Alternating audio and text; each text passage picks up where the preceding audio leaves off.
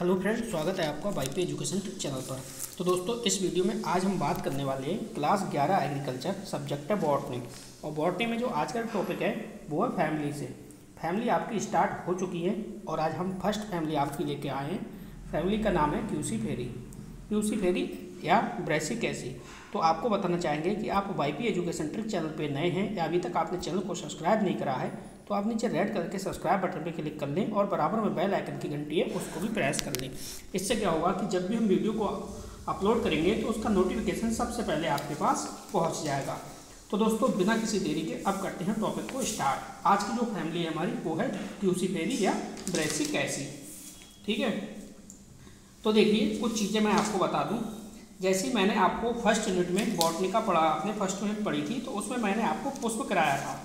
क्या कराया था? मैंने आपको पुष्प कराया था। ठीक है, तो पुष्प में कुछ भाग जो थे वो आपको क्लियर हो गए होंगे, वही भाग यहाँ पे आपके काम आएंगे। ठीक है, तो चलिए देखिए इसमें क्या होता है ना, जो आपकी जो फैमिली है ब्रेसिकेसी, तो इसमें कभी कभी ये पूछता है कि इसके पुष्पीय लक्षण बताओ, इसके पुष्पीय लक्षण क्या होते हैं। तो सबसे पहले इसके पुष्पीय लक्षण जानेंगे, इसके बाद अपने लोग आगे बढ़ेंगे। ठीक है, तो कंप्लीट वीडियो देखना तभी आपके समझ में आएगा। तो देखो, सबसे पहली जो हेडिंग है इसमें वो है इनफ्लोरेसेंस। क्या है? इनफ्लोरेसेंस। अगर मैं इनफ्लोरेसेंस की अगर मैं हिंदी की बात करूं कि इसे हिंदी में क्या कहते हैं, हेडिंग क्या है? इनफ्लोरेसेंस। तो जो हिंदी है, हिंदी को कहते हैं इसे पुष्पक्रम। क्या बोलते हैं? पुष्पक्रम।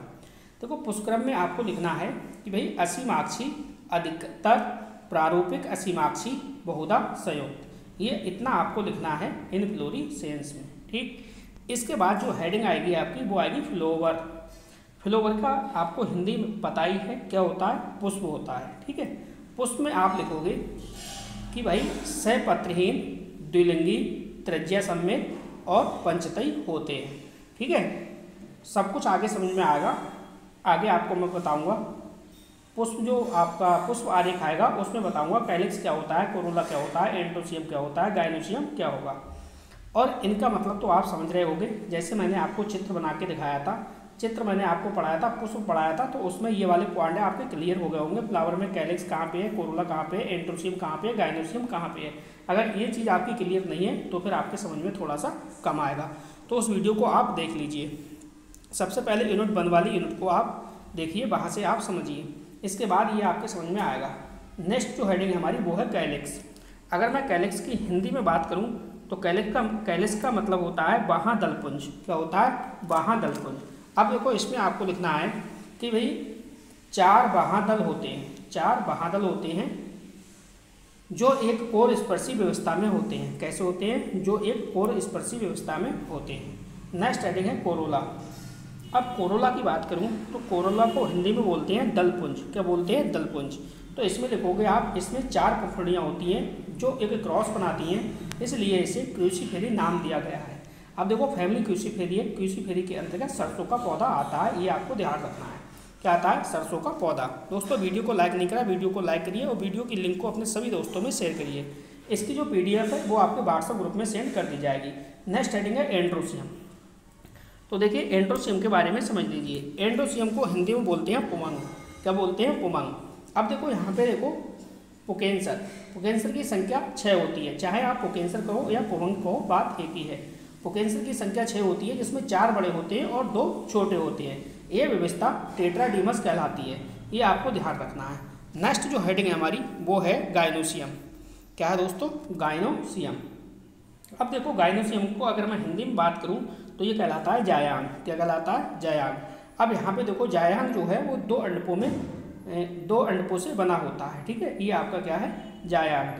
अब देखो, चित्र में मैं आपको समझाता हूँ चित्र में कहाँ पे क्या है।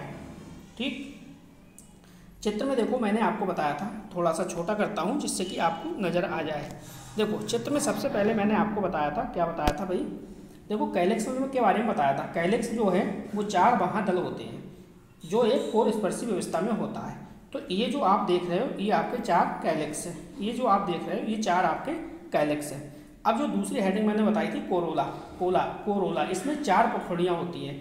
तो देखो, ये जो आप देख रहे हो ये आपका कोरोला है, ये वाला, ये 4 क्या है, 4 आपकी पखुड़ियाँ हो गई, ये कोरोला है। नेक्स्ट है एंड्रोसियम। एंड्रोसियम के बारे में मैंने आपको बताया था कि पुकेंसर है, पुकेंसर की संख्या कितनी है, 6 होती है। तो देखो पुकेंसर, ये वाले पुकेंसर है 1 2 3 4 5 और 6 क्या हो गए, पुकेंसर हो गए। इसके बाद गायनोसियम में मैंने आपको जायांग के बारे में बताया था कि जो जायांग होते हैं वो 2 अंडकों से बना होता है। तो देखो जो ये जायांग है आपका, ये 2 अंडकों से बना हुआ है। ठीक, अगली जो हेडिंग आपकी आएगी ये आएगी फ्रूट। तो फ्रूट के बारे में थोड़ा सा समझिए। देखो अगली हेडिंग क्या है, फ्रूट। तो फ्रूट के बारे में आपको क्या लिखना है, फ्रूट के बारे में लिखोगे आप शुष्क, स्पोटी और सिल्कुआ। शुष्क, स्पोटी और सिल्कुआ। तो दोस्तों ये सरसों के बारे में बताया गया है आपको। ठीक है, इसका पुष्पक्रम पूछा जाता है इस फैमिली में कि इसका पुष्प आरेख बताइए, लिखिए, पुष्प आरेख बनाइए। तो ये आप बनाओगे डायग्राम। ये पुष्प आरेख ये जो है पूछा जाता है, ये 2 मार्क्स का आता है। कितने मार्क्स का आता है, 2 मार्क्स का आता है। तो इस चित्र को आप अवश्य बनाइएगा। ठीक है, चित्र आपके समझ में आ गया होगा। अगली हेडिंग देखो, यहाँ पे फ्रूट के बारे में समझ लिया, अब सीड्स के बारे में समझो, यानी बीज। फ्रूट का मतलब होता है फल। तो फल कैसा है, शुष्क है, स्पोटी और सिल्कुआ है। सीड्स यानी बीज है। बीज की बात करें तो देखो बीज गैर एंडोस्पर्मिक होते हैं। कैसे होते हैं, बीज गैर एंडोस्पर्मिक होते हैं। इसके बाद आता है फ्लोरल फार्मूला। तो दोस्तों फ्लोरल जो फार्मूला पूछा जाता है वो भी 2 मार्क्स का पूछा जाता है। ये जो फैमिली आती है टोटल 6 मार्क्स की आती है। ठीक है, 6 मार्क्स की पूछी जाती है और इसमें जो कुछ होते हैं वो आपके 3 पॉइंट 4 पॉइंट में बटी होती है। नेक्स्ट है देखो, इसमें जो हेडिंग अगली वो है फ्लोरल फार्मूला। ये बहुत मेन है, यह पेपर में छपता है। तो इसको याद करना आपको कैसे होगा ये समझ लो आप। ठीक है, अब यहाँ पे आपको ये समझना है, जैसे मैं आपसे कहूँ कि भाई ये लिखा है EBR, क्या लिखा है EBR, तो आप इसे क्या पढ़ोगे, तो देखो इसे पढ़ोगे आप ई ब्रैकेटेड। क्या पढ़ोगे इसे, ई ब्रैकेटेड पढ़ोगे, ये आपको ध्यान रखना है। ठीक है, ये इसके बाद ये वाला जो साइन आप देख रहे हो इस प्रकार से, ये जो साइन देख रहे हो ना आप, ये आपका है, मैं आपको बता दूं, ये आपका जो साइन है वो है एक्टिनोमार्फिक। आपको ध्यान रखना है क्या है, एक्टिनोमार्फिक। ठीक, इसके बाद OR करके OR है, ये परसेंटेज का, आप इस टाइप से परसेंटेज का जो साइन देख रहे हो ये परसेंटेज का नहीं है यहाँ पे, ये है जाइगोमॉर्फिक का। क्या है, जाइगोमॉर्फिक का। इसके बाद ये आप देख रहे हो ये बाइसेक्सुअल है। ये क्या है, ये जो साइन आप देख रहे हो ये बाइसेक्सुअल है। बाइसेक्सुअल का मतलब है आपका द्विलिंगी। ठीक है, क्या है, द्विलिंगी। इसके बाद ये आपका क्या है, ये कैलेक्स है, कोरोला है, एंड्रोसियम है और गायनोसियम है। ठीक, तो इसको समझिए एक बार फिर से। देखो ई ब्रैकेटेड है, एक्टिनोमार्फिक है, ठीक है, इसके बाद जाइगोमॉर्फिक है, इसके बाद बाइसेक्सुअल है, कैलेक्स की संख्या 4 है, कोरोला की संख्या 4 है, एंड्रोसियम 6 है, गायनोसियम की संख्या 2 है। तो इस प्रकार से इस फैमिली को आप, इसके फ्लोरल फार्मूला को आप याद कर सकते हो आसानी से, कोई भी समस्या नहीं होगी। वीडियो को 1-2 बार देखोगे सारा कुछ समझ में आ जाएगा। अब देखो अगला जो पॉइंट बनता है यहाँ से, अगला पेपर में पूछता है, वो पूछता है economic importance of the family, यानी